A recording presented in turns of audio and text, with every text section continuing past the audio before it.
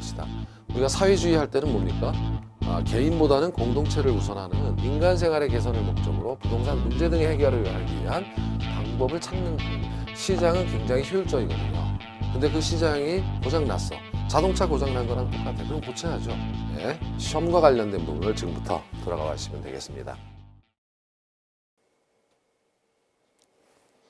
안녕하십니까. 자, 이번 시간은 기초인문 강의죠. 27회. 그래서 이번 시간은 8편이에요. 마지막 편이고요. 감정평가론입니다. 그래서 감정평가의 기초이론 중에 감정평가의 필요성 분류, 지역분석, 개별분석 이렇게 이제 정리하도록 하겠습니다. 자, 흐름 보기를 보면 감정평가가 왜 필요하냐라고 하면 합리적 시장이 없다. 부동산은 존재하지 않는다. 그리고 부동산의 사회성, 공공성 때문에 필요하다. 뭐 이렇게 정리하시고요. 그래서 감정평가를 하면 그 기능이 부동산 자원의 효율적 배분, 합리적 손실보상, 과세합리화가 달성되더라. 그리고 평가의 분류가 있는데요. 필수적 평가, 임의적 평가, 법정 평가와 비법정 평가, 그 다음에 현황 평가와 조건부 평가, 그 다음 기한부 평가와 소급 평가, 그리고 물건별 평가에서는 개별 평가가 원칙인데 일괄, 부분, 구분 평가할 수 있다 라고 하는 이러한 내용들을 1절에서 정리하시는 거예요. 자, 학습 내용을 요약해 보면 필요성 기능 아까와 마찬가지로 합리적 시장이 아니고 사회성 공공성이 요구되기 때문이고, 기능은 효율적 자원 배분부터 과세 합리화까지. 평가의 분류는 필수적 평가는 의무적으로 행하는 평가로서 법원 경매시 평가가 있고요. 임의적 평가는 의뢰인의 사유에 따라 수행되는 평가. 법정 평가는 법에서 정해놓은 평가예요. 법규에 정해놓은 평가. 공공용시 수용 시 과세평가, 법규에 정해진 대로. 현황평가는 있는 그대로 하는 평가입니다. 구조나 권리 등이. 조건부 평가는 반대로 어떤 사건의 발생을 전제로 조건을 달아서 하는 평가입니다. 기한부 평가는 기준 시점이 미래 어느 시점이 되는 평가. 소급 평가는 기준 시점이 과거의 어느 시점이 되는 평가를 말하고, 기준 시점이란 평가의 기준이 되는 시점으로 가격 조사를 완료한 날짜로 한다. 이렇게 이제 정리하시면 되죠. 자, 첫 번째 감정평가의 필요성 기능을 이제 해설을 해보기로 해요. 감정평가는 부동산 가치에 대한 전문가의 의견 제시다. 이렇게 정의할 수가 있어요. 일반적인 시장을 생각해 보면 일반적인 시장은 어떤 재화의 수요와 공급에 의해서 가격이 결정되고, 그 결정된 가격이 자원 배분을 결정한다. 이렇게 배우셨어요. 그래서 이 균형 상태는 효율적 자원 배분 상태다. 그러니까 이 자원 배분량이 정부에서 정하는 것도 아니고 완전 경쟁 시장을 전제할 때 가장 효율적으로 자원 배분이 이루어진다. 이거예요.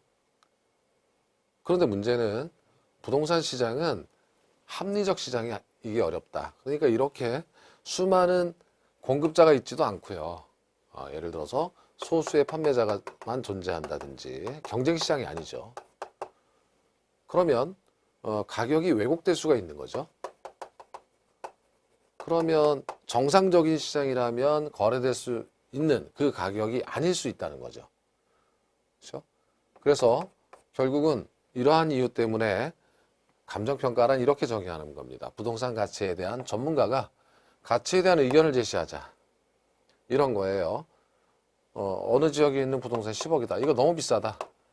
10억 비싸고 10억이 아닐 것이다. 합리적인 시장이라면 10억이 아니라 얼마일 것이다 라고 의견을 제시해야 된다 이 뜻입니다. 그리고 사회성과 공공성이 요구되기 때문에 한다는 것은, 이거 사회성 공공성은요, 이것은 공개념을 중시하는 거죠. 개인보다 공을 중시한다. 이거는 뭐냐면, 자, 여기 공정한 거래 질서 확립, 그죠? 그 다음에 합리적 손실보상, 과세 합리화. 예를 들면 이거는 사회성 공공성이라는 것은 토지 자체가 공공재적 속성이 있잖아요. 그래서 강제 수용을 할 수가 있어요. 그럼 보상을 해줘야죠. 그런데 매매도 안 된 그 토지를 보상할 때 감정평가를 해야 되겠죠. 그리고 부동산에 과세할 때도 재산세를 부과할 때도 가령 합리적 평가가 있어야 과세도 합리화될 수 있다 이런 뜻입니다. 그리고 이렇게 균형 가격과 같은 역할을 하는 가격을 제시함으로써 효율적 자원 배분을 돕고, 그렇죠? 그리고 이 가격은 의사결정의 판단 기준이 될 수 있다라고 하는. 그래서 부동산 필요성과 기능은 이 정도로 정리를 가볍게 해두시면 될 것 같아요. 그러니까 한마디로 말하면 부동산 시장은 이거 뭐 가격이 제대로 결정되지 않는 것 같아. 그래서 전문가 의견이 필요해. 그리고 부동산은 공공성 때문에 뭔가 좀 강제적으로 정부가 뺏어간다고 할 때 그런 보상 기준이 있어야 하고, 강제적으로 세금을 매길 때도 그 기준이 있어야 되니까 감정평가사가 그 가격에 대한 합리적 의견을 제시할 필요가 있다 이겁니다. 그래서 여러분, 그 시장가치 기준의 원칙이라는 것이 이제 감정평가에 관한 규칙에 있는 내용이에요. 그래서 감정평가 대상이 되는 토지 등이, 자, 그럼 그 가격을 제시한다 그랬는데 그건 어떤 거냐면, 통상적인 시장에서 충분한 기간 거래를 위해 공개된 후 대상 물건의 내용에 정통한 당사자 사이에 신중하고 자발적 거래가 있을 경우 성립될 가능성이 가장 높다고 인정되는 대상 물건의 가격이다. 금매, 강압적 매매에 있을 때의 거래, 이런 거는 시장 가치가 아니라는 거죠. 이렇게 거래가 됐다면 이걸 보고 믿을 수는 없으니까 이걸 배제하고 통상적인 시장에서 충분한 기간 동안 매물로 나와 있는 상태에서 물건을 잘 아는 사람들이 거래에 참여할 때 성립될 가능성이 높은 가액이다 이렇게 정의해 놓고 시장가치 기준으로 평가해라 이 뜻입니다. 자, 되셨고요. 평가의 분류는 이제 평가는 필수적으로 해야 될 평가가 있다 이거죠. 그래서 어떤 사유가 있을 때 의무적으로 해야 합니다.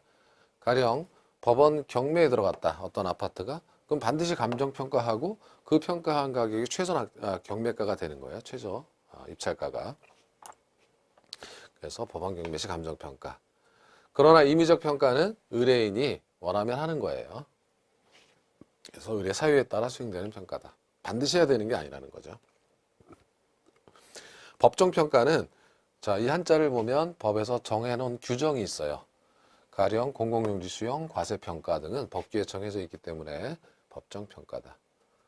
반면 비법정평가는 법에서 정해놓은 규정이 없기 때문에 감정평가사가 합리적으로 재량에 의해서 평가하면 되는 거다 이 뜻이에요. 현황평가는, 자, 현황이라는 자체가 현재 상태라는 뜻이니까 현재 건물이 있는 상태 그대로 평가한다. 가령, 자, 이 토지만을 평가해봐라. 그럼 건물이 있는 토지를 건부지라고 하죠. 이렇게 되는 거예요. 현황평가입니다. 건부지 평가는. 건축물이 있는 상태로 토지 가치를 평가하는 거예요. 이것뿐만 아니라 권리 등이 있다. 가령 뭐 지상권이 설정되어 있다 그러면 지상권이 설정되어 있는 상태대로 평가하는 겁니다. 그렇죠? 그래서 대상 물건의 이용사항 및 공법상 제한을 받는 상태를 기준으로 평가한다. 그래서 건부지 평가가 대표적인 것이다. 반면에 조건부 평가는 어떤 사건의 발생을 전제로 한다라고 했죠. 그러니까 이 상태에서 색깔이 만일 건물이 없다면 이렇게 가정을 하면 나지상정 평가죠. 현재 나지는 아니지만 나지라고 한다면 가치가 얼마나 될까라고 하는 평가. 그래서 우리 감정평가에 관한 규칙에서는 현황 기준으로 평가하는 것이 원칙이고 예외적으로 조건부 평가를 하게 돼 있다 이겁니다. 그래서 이제 참고적으로 보시면 돼요. 예, 기준 시점에서 대상 물건의 이용 상황 및 공법상 제한을 받는 상태를 기준으로 한다. 이렇게 되는 거고요. 자, 반면에 이제 기한부 평가와 소급 평가는 시간과 관련되어 있는 평가 내용이에요. 자, 일단 기준 시점의 내용이 정의가 중요한데요. 이건 아주 절대적이죠. 기준 시점은 평가의 말 그대로 기준이 되는 시점을 의미하고 이것은 가격 조사를 완료한 날짜로 한다 이렇게 정의하는 겁니다. 자, 그래서 가격 시점을 조사 날, 이걸 먼저 한번 정리해 보면 이날이 가격 조사를 완료한 날짜다. 가령 12월 30일이다. 그렇게 되면, 자, 지금 이날은 어떤 부동산 가격 조사를 위해 평가를 위해서 그 가격 형성 요인을 다 조사한 날이에요. 그걸 요인 조사를 완료한 날짜가 이 날짜입니다. 이걸 기준으로 삼는다는 뜻은 이거 12월 28일로 할게요. 그리고 3일에 걸쳐서 12월 31일 날 평가 보고서를 작성했다. 평가를 완료했다. 그래서 100억입니다. 나왔다 이거예요. 그러면 이날 가격을 매겼다. 평가가 완료했다. 라고 해서 이날이 기준 시점이 아니라는 거죠. 왜냐하면 가격 조사를 완료한 날은 이날이에요. 이 상황에 변화된 조건은 반영시키지 못했다는 거죠. 가령 정부의 정책에 의해서 신도시가 들어선다는 발표가 있었다. 신도시로 개발된다는 발표가 있었다. 그러면 자, 이 100억은 아무런 의미가 없어지죠. 그래서 기준 시점은 이 이후에 가격 조사를 완료한 날짜 이후의 요인은 반영시키지 못했기 때문에 가격 조사를 완료한 날짜를 기준 시점으로 평가한 100억입니다. 라고 미리 정해놔야 한다 이거예요. 그래서 그렇게 기준 시점을 미리 확정해 놔야만 나중에 책임 소재가 분명해지겠죠. 그래서 완료했고 그 날짜 기준으로 평가합니다. 라는 걸 미리 확정해야 돼요. 이것을 기준 시점이라고 한다.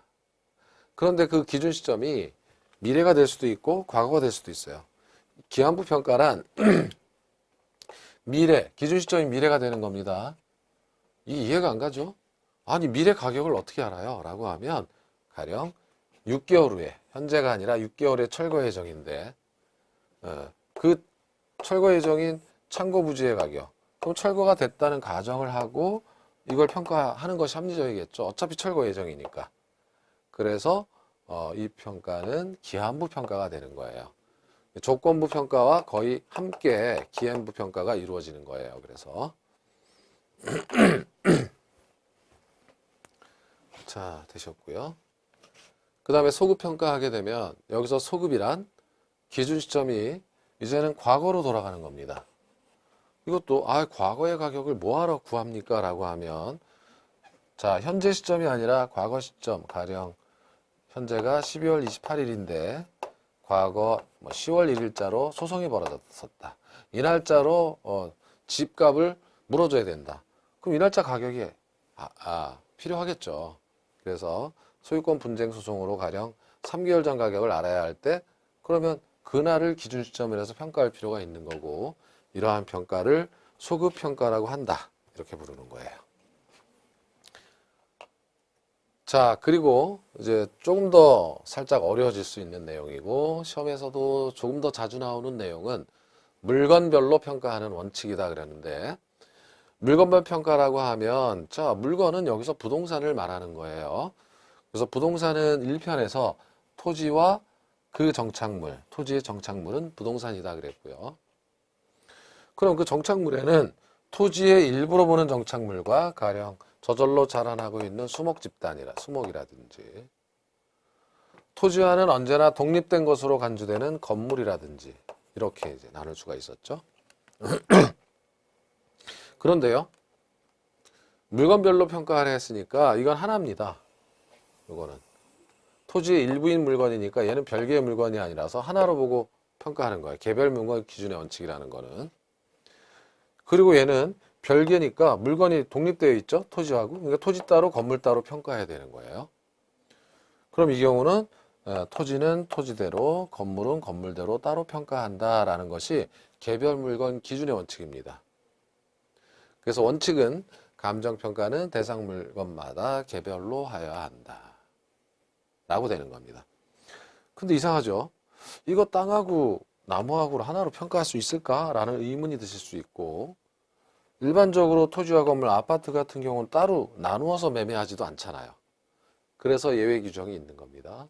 일괄평가는 자, 둘 이상의 대상 물건이 일체로 거래되거나 상호간 용도상 불가분의 관계에 있는 경우에는 물건이 여러 개라도 둘 이상이라도 알았어. 하나로 보고 개별로 안 해도 돼. 할 수 있어. 일괄평가 이런 뜻이에요. 가령 아파트는 자, 토지 부분과 대지권 부분과 건물 부분이 토지와 건물 부분이 물건이 분명히 별개인데도 나누어서 거래하거나 하지 않잖아요. 평가할 때도 하나로 보고 평가하면 자, 일체로 거래되는 겁니다. 일체로 거래되는 것을 복합부동산이라고 하죠. 이런 것처럼. 그럼 일괄평가하는 겁니다. 물건이 두 개라도. 용도상 불가분이라는 것은 가령 필지가 여러 개인데요. 갑의 필지, 을의 필지. 근데 이게 하나의 획지로 이용되고 있어요. 이용사항이 다 같아요. 묶여서. 하나의 덩어리입니다. 소유권은 세 명이 나눠 갖고 있지만 그럼 이거 하나로 보고 평가할 수 있다는 거죠. 물건별로 이렇게 따로 안 해도. 따로 하면 이상해져요. 가치가. 하나로 이용되고 있기 때문에 이 경우 상호간 용도상 불가분의 관계가 있다면 일괄평가한다 이렇게 얘기하는 겁니다. 자, 그리고 구분평가가 있는데 구분평가는 자, 살림이라고 하는 것은 이래요. 일반적으로 임지와 임목은 나무죠. 임지와 임목은 자, 하나로 보고 평가하는 겁니다. 왜냐하면 저절로 자라나고 있는 나무예요. 그럼 물건을 하나로 보잖아요. 아까 토지의 일부로 보는 정착물이니까. 근데 이걸 하나로 볼 수가 없어요. 왜냐하면 가치가 달라서. 임지와 임목의 가치가 달라요. 그렇게 가치가 달리하는 부분이 있다면 하나의 대상 물건이라도 이렇게 구분해서 평가할 수 있다라는 규정이에요. 이것을 구분평가라고 한다. 자, 그리고 일필지가 여러 획지는 마찬가지로 물건이 하나인데 이게 여러 획지로 이용되고 있어요. 그 말은 여기하고 가치가 다르다는 거예요. 획지는 가격 수준을 달리하는 거잖아요. 이 앞에는 도로가 있고 도로 전면부와 후면부에 가치가 다르잖아요. 이렇게 가치를 달리하는 부분이 존재한다면 이렇게 되는 겁니다. 이렇게 존재한다면 나누어서 평가해야 할 수 있다. 물건은 하나지만 이런 뜻이에요. 얘하고 좀 반대죠. 일과는 물건이 여러 개라도 하나로 보고 평가할 수 있고 구분은 가치가 달라도 다르면 하나의 물건이라도 나눠서 평가할 수 있다 이겁니다. 그럼 마지막 얘가 제일 헷갈릴 거예요. 부분평가. 얘하고 글자도 하나밖에 안 틀리네요. 그래서 이거는 이겁니다. 읽어볼게요. 일체로 이용되고 있는 대상 물건의 일부분에 대하여 감정평가할 특수한 목적이나 합리적 조건이 있는 경우, 합리적 이유가 있는 경우, 이 경우 한다 이겁니다. 여기서 일체로 이용되고 있는 대상 물건이라는 것은 복합부동산일 수도 있고 우리 아래처럼 하나의 필지일 수도 있어요. 이거 일체로 이용되고 있잖아요. 자, 이 경우 하나의 필지, 일체로 이용되고 있는 것.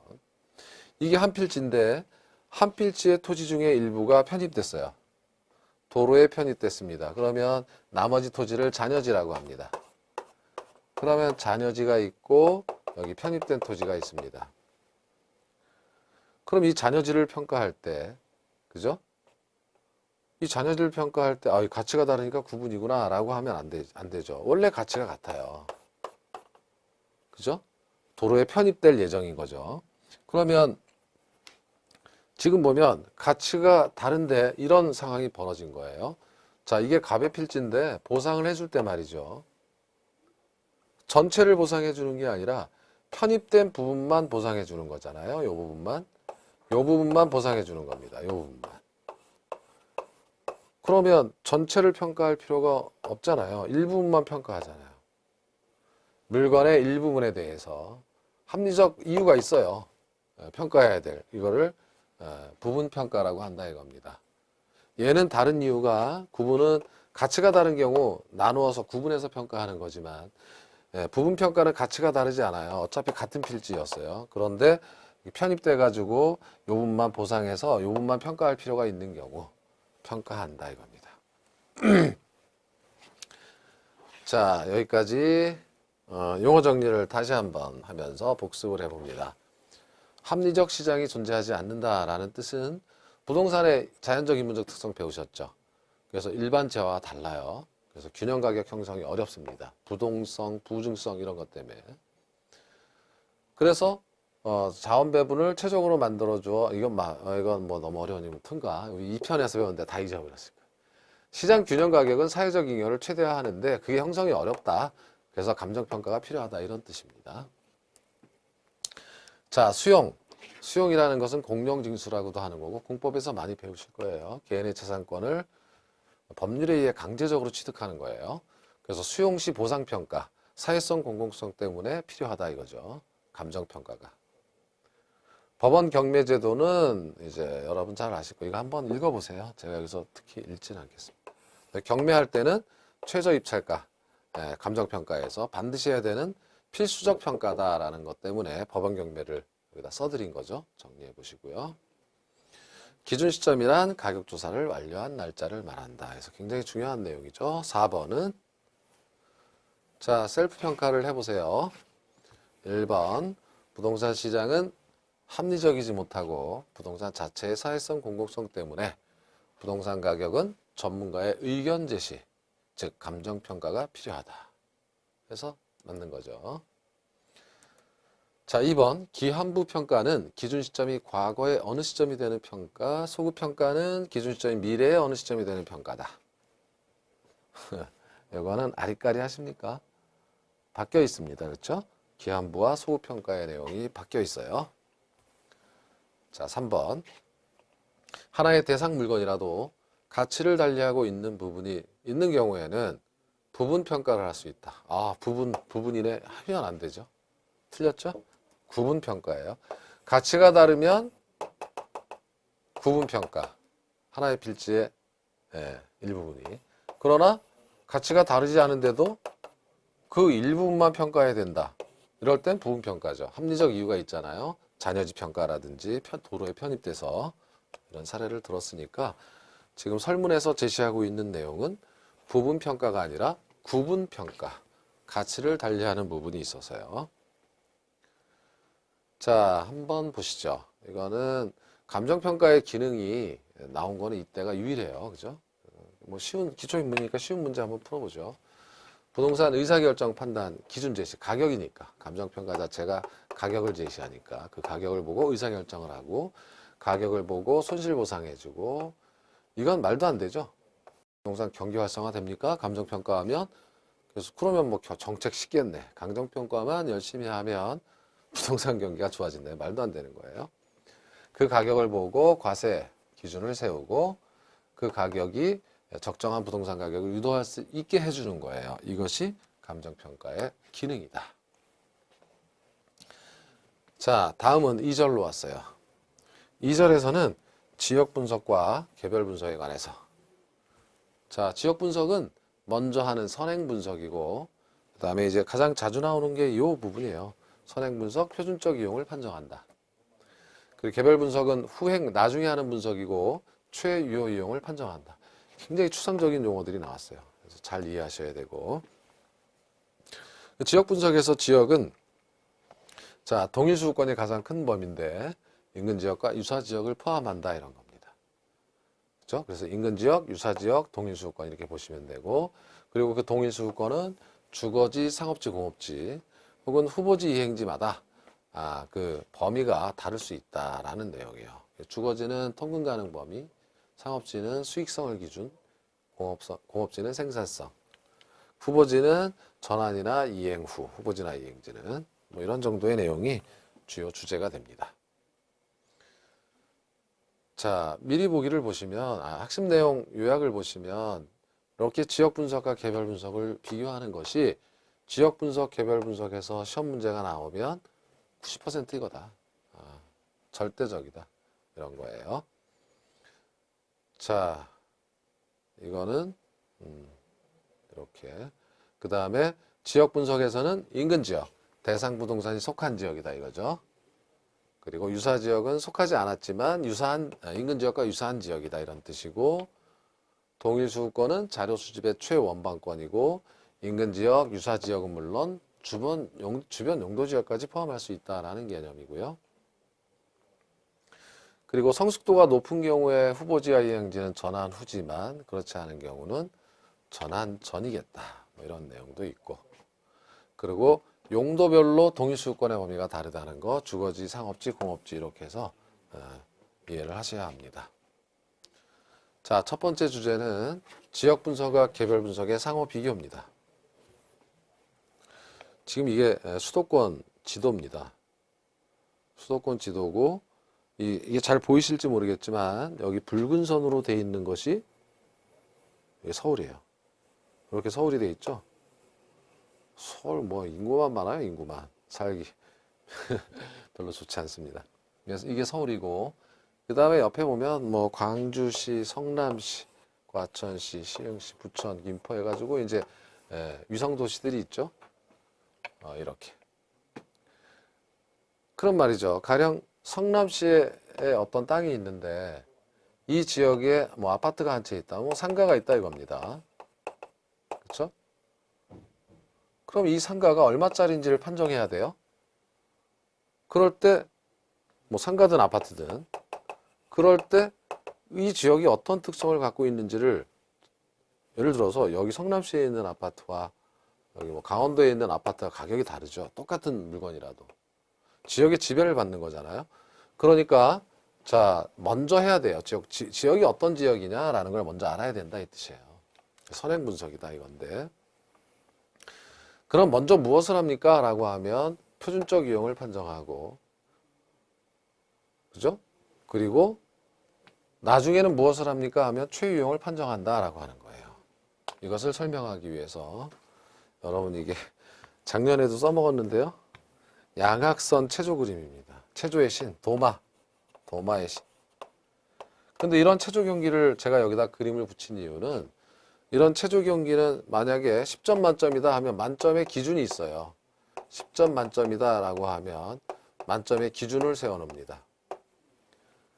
그래서 딱 돌다가, 쉽게 생각하면 이 빙을 한 바퀴 돌다가 내렸는데 쓰러졌다. 그러면 감점이에요. 비틀거렸다. 그럼 감점이 좀 적겠죠? 제대로 딱 착지하고 움직이지 않았다. 그럼 감점이 없겠죠?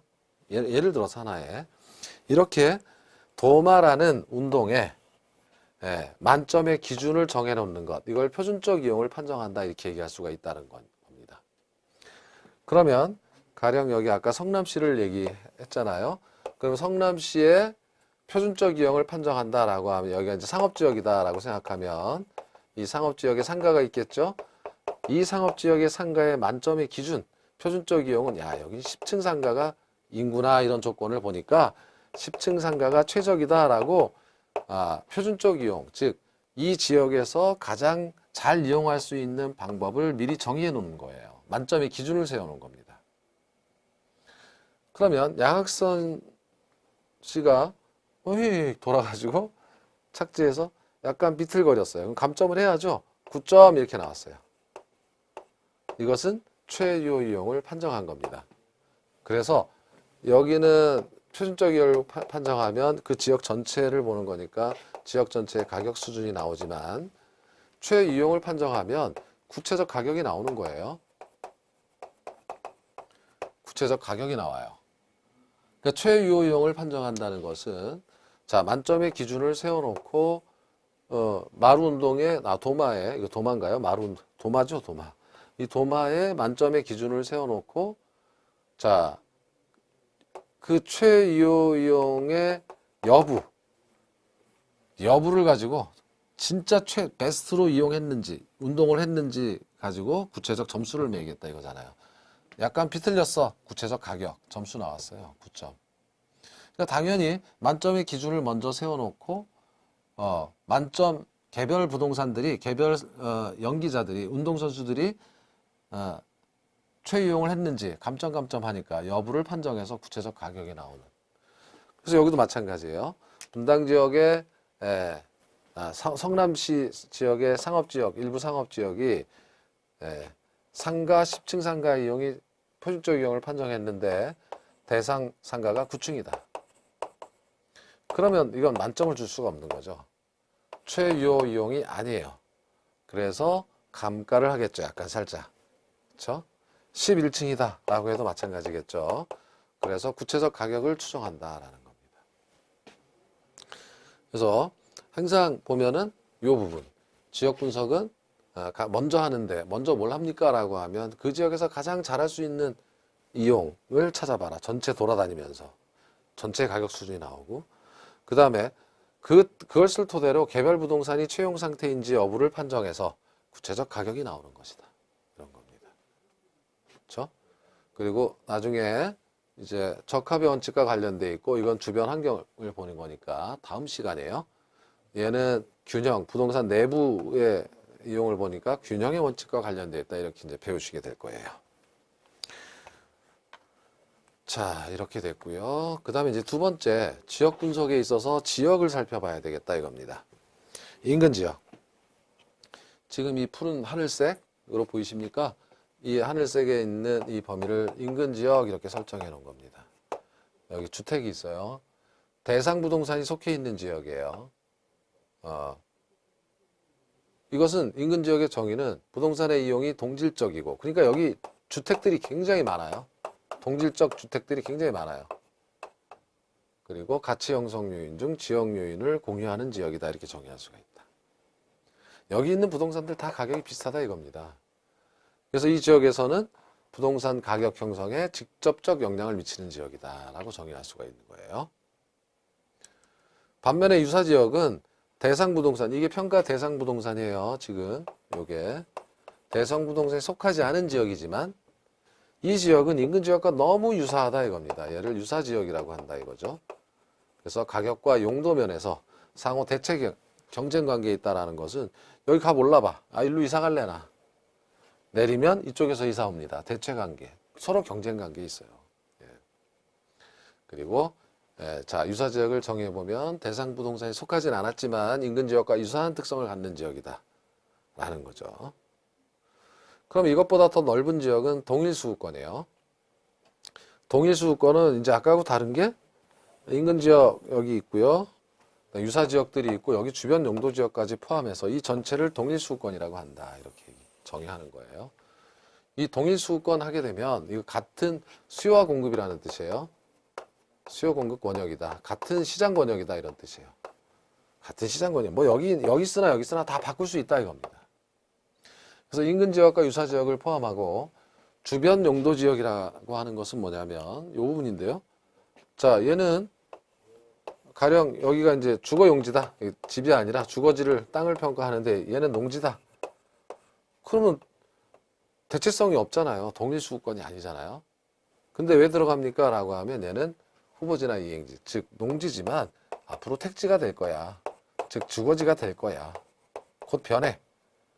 그러면 자, 이것은 농지의 동일수급권에 속하는 것이 아니라 택지의 동일수급권에 포함시켜줘. 가격도 이미 다 올랐고 앞으로 곧 택지가 될 건데, 주거지가 될 건데 같잖아요. 이런 뜻이에요. 그래서 일반적으로 이 후보지나 이행지는 전환이나 이행 후의 동일수급권, 그죠? 전환이나 이행 후의 동일수급권. 그러니까 농지가 아니라 택지의 동일수급권에 포함되는 경향이 있다. 이렇게 얘기할 수 있는 겁니다. 자, 그러나 동일수급권을 다시 한번 정의해보죠. 이걸 안 읽어서. 대상 부동산과 여기 얘와 주거지라면 대체 경쟁관계가 성립하고 가치 형성에 서로 영향을 주고받는다. 여기 내리면 여기 좀 내려가고 올라가면 올라가고, 그렇죠? 존재하는 권역이다. 그래서 자료 수집의 최원방권이다라고 하는 것은 다다음 시간에 거래사례 비교법을 배우실 때 거래사례는 이미 시장에서 매매된 거래사례를 비교해서 대상 부동산을 평가하는 거거든요. 근데 그 거래사례는 나와 유사한 부동산이어야 하겠죠. 나와 유사한 부동산이 속해 있는 지역이 동일수급권이잖아요. 그러니까 동일수급권은 매매 사례를 거래 사례를 채택할 때 여기를 벗어나면 이건 쓸모가 없는 거고 동일수급권 내에서 거래된 사례를 가져다가 비교해라 이런 뜻입니다. 그래서 자료 수집의 최원방권이다 이렇게 얘기하는 겁니다. 자, 성숙도가 높은 경우는 아까 전환이나 이행 후였죠. 그러니까 농지가 아니라 택지, 주거지 일치하는 경향이 있다 이렇게 이제 얘기한다는 거죠. 성숙도가 낮으면 이거 언제 될지 모르니까 넌 여기 포함시킬 수 없어 이런 뜻이에요. 주거지에. 자, 되셨고 그리고 동일수급권을 얘기할 때는 용도별로 범위가 다를 수 있다. 즉 동일수급권이라고 하는 것은 어떤 거냐면 대체 가능한 부동산이 존재하는 권역이다. 그러니까 대체 가능성이 있는 부동산이에요. 그러니까 다시 말해서 각 용도별 동일수급권의 범위를 정할 때는 대체 가능성을 기준으로 한다 이거예요. 대체 가능한 부동산이 존재하는 경우는 주거지는 통근 가능 범위에 있다면 대체 가능성이 있어. 사회적 지위가 유사한 사람들이 모여있는 그런 범위라면 대체 가능성이 있어. 그래서 동일수권이야. 그래서 이렇게 일치하는 경향이 있다. 주거지는 통근 가능 범위와 일치하는 경향이 있다. 상업지는 대체 가능성의 기준이 통근 가능 범위 있다고 해서 여기는 망하고 장사 안 돼. 여기는 장사 잘 되는데요. 수익성으로 봐야죠. 그래야 이상가나 별 차이가 없어. 수익성이 유사해서 대체성이 있어야 합니다. 대체 가능성의 기준이 바꿀 수 있는 기준이 수익성에 있는 거고, 공업지는 생산성에 있다. 즉 거리, 소비자와의 거리, 판매 수행에 관한 비용 등 거리, 생산성에 대체성이 있는 그런 범위다라는 거. 대체 가능성의 기준이 생산성이다. 이런 뜻입니다. 자, 여기까지 용어 정리를 한번 해보시죠. 지역 분석이라고 하는 것은 평가 대상 부동산이 속하는 지역의 특성을 보고 장래 동향을 파악하고 표준적 이용 상황, 그래서 가격 수준 판정, 이렇게 얘기를 하는 거고요. 필요성은, 자, 개별 부동산의 기본 속성은 지역의 지배를 받죠. 지역의 특성에 제약을 받기 때문에 최유형을 판정하기 전에 미리 분석해야 된다 이겁니다. 표준적 이용 상황이라는 것의 뜻은 대상 부동산의 인근 지역에 있는 주된 용도로의 이용, 해당 지역에 가장 적합한 이용 방법이 표준적 이용 상황이다. 그래서 여기서 가격 수준이 나오고 이 이용 상황에서 가장 최적의 이용이 어떤 것인가를 정해놓을 수 있다 이거죠. 개별 분석은 토지의 물적 특성, 택지, 농지, 임지, 후보지, 그러니까 이렇게 개별적인 물건의 특성을 본다는 겁니다. 개별 요인 이런 정도. 건물이라면 건물의 상황, 건축 양식, 구성 요소, 효용 뭐 이런 것 등을 개별적으로 분석하겠죠. 그래서 이런 것 등을 통해서 최유효 이용을 판정한다 이런 뜻입니다. 자, 평가를 해보죠. 1번 지역 분석은 선행 분석으로 최유효 이용을 판정하는 것이고, 개별 분석은 후행 분석으로 표준적 이용을 판정하는 것이다. 틀렸습니다. 바뀌어 있죠? 자, 선행 분석 맞지만 표준적 이용이고, 개별 분석은 후행 분석 맞지만 표준적 이용을 판정하는 것이 아니라 최유효 이용을 판정하는 겁니다. 자, 2번 주거지의 동일수급권은 도심으로의 통근 가능 범위와 대체로 일치하는 경향이 있고 통근 가능성. 상업지는 수익성에 있다. 대체 가능의 기준이 맞는 거죠. 자, 기출문제 맛보기 21회입니다. 지역 분석과 개별 분석 틀린 거. 지역 분석이 일반적으로 개별 분석보다 선행하는 거 먼저 하죠. 개별 요인의 정의 읽어보시면 되는 거고. 3번 지역 분석에서는 개별 분석에서 파악된 자료를 근거로 대상 부동산의 최유용을 판정한다. 최유용을 판정하는 것은 구체적 가격이 나오는 거고, 그것은 개별 분석이죠. 3번이 틀렸어요. 지역 분석이 아니라 개별 분석이다. 4번 인근 지역의 범위는 고정적인 것이 아니라 유동적, 가변적이다. 가령 예를 들어서 아까 주거지의 동일 수급권은 통근 가능 범위와 일치하는 경향이 있다. 근데 만약에 전철이 발달하면 말이죠. 이거 통근 가능 범위가 늘어나죠. 교통이 발달하면. 유동적, 가변적이다. 맞는 거예요. 동일 수급권은 인근 지역을 포함하고 인근 지역과 상호하게 있는 유사 지역이 존재하는 공간적 범위다 해서 틀리지 않았죠. 3번이 틀린 그런 문제였습니다. 자, 이번 시간은 여기까지였어요. 즉 감정평가의 기초이론, 감정평가 왜 하는지, 그리고 분류를 해보고 그다음에 지역 분석과 개별 분석을 나눠봤습니다. 다음 시간에는 기초이론 중에 마지막인 가격제 원칙, 이건 항상 한 문제씩 나와요. 그리고 3방식의 개념과 시상가액 조정에 관한 내용, 이 내용을 살펴보기로 하겠습니다. 자, 고생 많으셨습니다.